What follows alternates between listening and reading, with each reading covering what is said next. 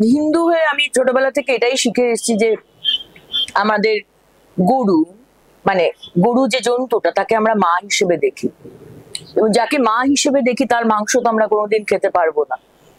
তো সেই হিসেবে আমি গরুর মাংস খাই না, এবং আমার যারা পরিবারে যারা আছে তারা কেউই সেই দিকে যায়নি এখনো অব্দি। বাকি যদি কেউ গরুর মাংস খায় আমার একটু আনকমফোর্টেবল লাগে, কিন্তু আমি ওরকম নই যে আমি তাকে অ্যাটাক করবো বা ওরকম কিছু। মানে তোমার আশেপাশের ব্যক্তি, মানে আমার আমার মনে হয় যে ধর্ম জিনিসটা খুব ইম্পর্টেন্ট। মানে ছাড়তে ছাড়তে ছাড়তে ছাড়তে সবকিছুই ছেড়ে দিচ্ছি।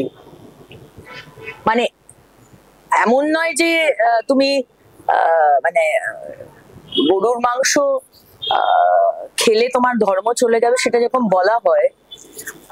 গরুর মাংস না খেলেও তুমি যে একেবারে খুব সৎ রয়েছো ধর্মের দিক থেকে, সনাতনী হিন্দু, সেটাও নয়। তুমি অনেক, তোমাকে নিজের মানে ঠিকভাবে নিজেকে চালনা করতে হবে। আমার মনে হয় যে আমাদের হিন্দু ধর্মে যা যা শিখিয়েছে আস্তে আস্তে আমরা সবই তো ছেড়ে দিচ্ছি।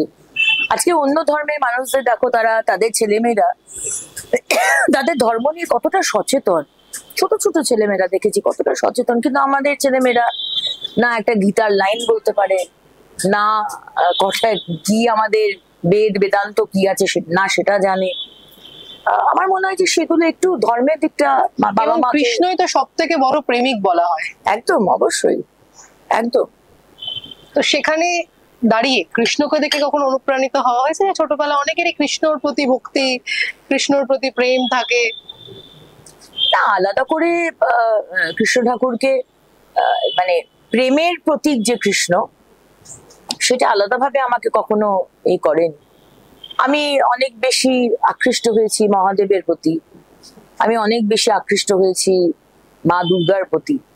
কৃষ্ণ অফকোর্স বাড়িতে জন্মাষ্টমীর পুজো হয় ছোট করে, মানে ছোট মানে ঠাকুর মশাই এসে নয়, বাবাই পুজো করলে নিজেদের মধ্যে। আর বাড়িতে সন্ধ্যাবেলাতে প্রসাদ করা হলো, সেগুলো হয়েছে, কিন্তু আলাদা করে যে প্রেমের সেইভাবে অতটা